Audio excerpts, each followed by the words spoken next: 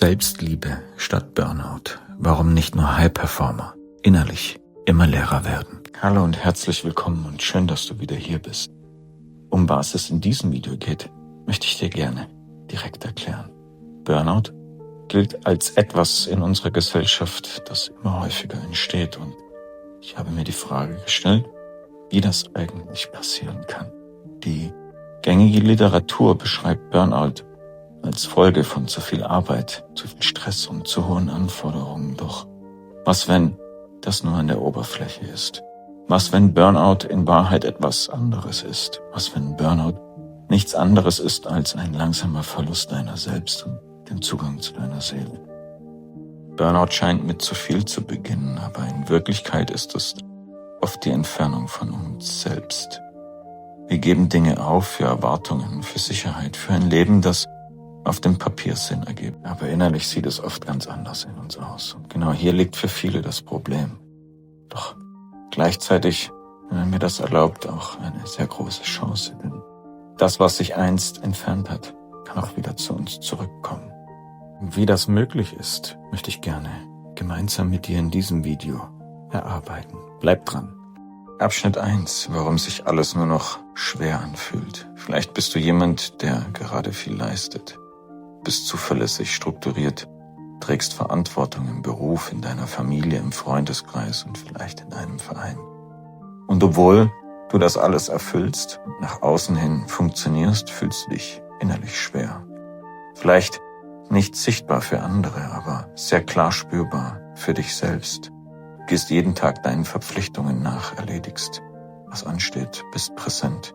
Und trotzdem ist da dieses leise Gefühl in dir, dass eine Distanz in dir entsteht. Eine innere Kluft, wenn man so möchte. Es ist, als würdest du dein Leben nur noch beobachten, aber nicht mehr wirklich aktiv führen. Genau das macht viele so müde. Nicht die Arbeit an sich, sondern die Distanz zu uns selbst. Wir stehen morgens auf und sind müder, als wir ins Bett gegangen sind. Es fällt schwer, überhaupt aufzustehen, und an manchen Tagen geht es nur darum, irgendwie zu funktionieren und durchzukommen. Und hier entsteht etwas sehr Wichtiges. Dies ist kein Zeichen von Schwäche, es ist ein Zeichen von Bewusstsein. Es bedeutet, dass ein Teil in dir nicht mehr bereit ist, einfach so weiterzumachen wie bisher. Und das ist unglaublich wertvoll. Erlaube dir diesen Gedanken. Viele Menschen erreichen diesen Punkt nämlich nie, denn sie lenken sich ab, sie laufen weiter, sie überdecken alles ein Leben lang, doch du nicht. Und allein das zeigt, dass etwas in dir wach ist und nach dem Leben ruft. Freu dich. Abschnitt 2. Warum diese innere Leere ein ehrliches Signal ist. Leere fühlt sich oft beängstigend an. Still, unklar, fast wie ein Verlust, obwohl objektiv nichts fehlt. Du hast Struktur in deinem Leben, du erfüllst deine Aufgaben, du gehst deinen Verantwortungen nach, und trotzdem ist dieses Gefühl in dir, da fehlt etwas. Viele versuchen genau dieses Gefühl sofort zu überdecken. Mit Ablenkung, Aktivitäten, mit noch mehr Funktionen. Doch Leere ist nicht ein Gegner. Leere ist ehrlich. Sie zeigt dir, dass du dich zu lange angepasst hast, zu lange Erwartungen erfüllt hast, zu lange funktioniert hast, ohne dich selbst wirklich mitzunehmen. Und genau deshalb ist sie so wertvoll. Denn sie ist kein Ende. In Wirklichkeit ist sie ein Anfang. Ein Anfang von zurück zum Spüren, zurück zu dir, zurück zu deiner inneren Wahrheit.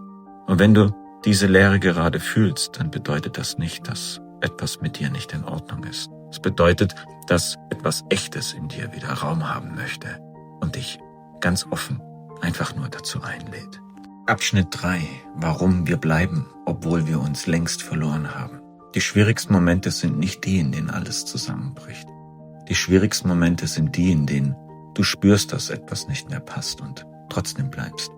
Du bleibst im Muster, in der Rolle, in einer Erwartung.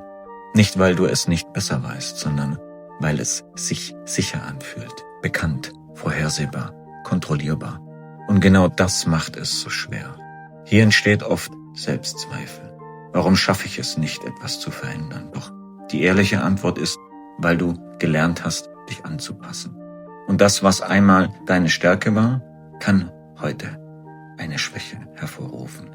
Dass du weitermachen konntest, auch wenn sich es leer angefühlt hat, ist kein Zeichen von Stärke und Erwachsensein. Du hast Verantwortung übernommen, was gut ist. Du hast funktioniert, worauf du stolz sein kannst. Das alles ist keine Schwäche, das ist Entwicklung. Und jetzt beginnt eben eine neue Phase. Nicht gegen dich, sondern für dich. Du darfst lernen, diese Stärke neu auszurichten. Nicht mehr nur im Außen, sondern auch im Inneren. Das ist Wachstum, das ist Reife, das ist die Einladung deines Lebens. Abschnitt 4. Warum äußere Sicherheit dich nicht mehr erfüllt. Viele Menschen bauen ihr Leben auf Sicherheit auf Struktur, auf Stabilität, auf Planbarkeit, und das ist absolut verständlich. Es gibt Halt, Orientierung und ein Gefühl von Kontrolle. Und dann passiert etwas Paradoxes. Du kannst alles im Griff haben und dich trotzdem innerlich unruhig fühlen. Du kannst stabil wirken und dich gleichzeitig verloren haben. Aber warum? Weil Sicherheit im Außen keine Verbindung im Inneren ersetzen kann. Und genau hier liegt keine Schwäche, sondern Entwicklung. Denn das bedeutet, dass du bereit bist für mehr. Mehr Echtheit, mehr Tiefe, mehr Verbindung zu dir selbst. Du hast gelernt, dein Leben aufzubauen. Sei stolz. Jetzt darfst du lernen, dich wieder selbst darin zu finden. Und das ist etwas Wunderschönes. Abschnitt 5. Warum dich ständiges Tun oder Nichtstun erschöpft. Wenn sich etwas nicht richtig anfühlt, reagieren viele Menschen entweder mit Aktivität oder Stillstand. Die einen machen mehr Planung, mehr Bücher, mehr Sport, mehr Ablenkung, und die anderen genau das Gegenteil. Rückzug, Stillstand und noch mehr Erschöpfung. Beides ist verständlich, doch innerlich passiert etwas sehr Spannendes. Du entfernst dich immer weiter von dir selbst, weil du versuchst, im Außen zu lösen, was innen entstanden ist. Und genau hier liegt eine neue Möglichkeit, sanfter zu werden. Nicht weniger bewusst, aber weniger hart. Manchmal liegt der nächste Schritt nicht im Tun, sondern im Innehalten, im Zuhören, im Spüren, im nicht sofort reagieren. Das alles ist keine Schwäche, im Gegenteil. Das ist eine Form von Stärke, eine, die dich nicht ausbrennt, sondern die dich trägt. Abschnitt 6. Warum Veränderung bei dir beginnt.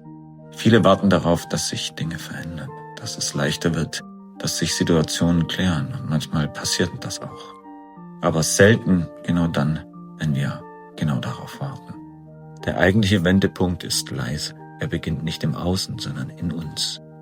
In diesem Moment, in dem wir wieder die Beziehung mit uns selbst eingehen, mit deinen eigenen Entscheidungen, mit deinen eigenen Grenzen, mit deinem eigenen Leben. Und das bedeutet nicht, dass du alles sofort ändern musst. Es bedeutet nur, dass du dich nicht mehr übergehst. Und genau das ist Selbstliebe in ihrer ehrlichsten und reinsten Form. Eine wunderbare Einladung des Lebens, oder? Abschnitt 7. Warum Selbstliebe dich stabil macht. Selbstliebe ist nichts Abstraktes. Sie zeigt sich in kleinen Momenten darin, wie du mit dir selbst sprichst, wie du mit dir umgehst, wie du dich behandelst, wenn es schwierig ist. Viele Menschen sind dann stark und hart zu sich selbst. Und genau das kostet Energie. Selbstliebe bedeutet nicht, dass alles leichter wird. Aber es bedeutet, dass du dich selbst auf dich verlassen kannst. Dass du dich nicht mehr ständig übergehst. Dass du beginnst, dir auch selbst zuzuhören.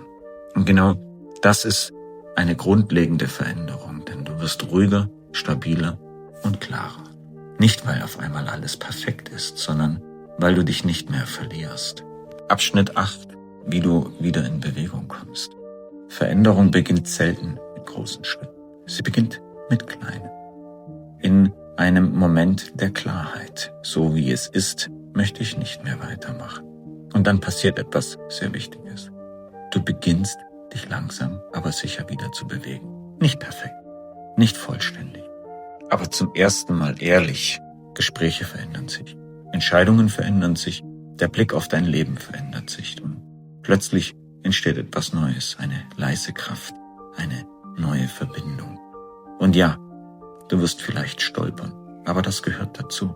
Denn Wachstum bedeutet nicht, alles sofort richtig zu machen, sondern den Mut zu haben, neu zu beginnen.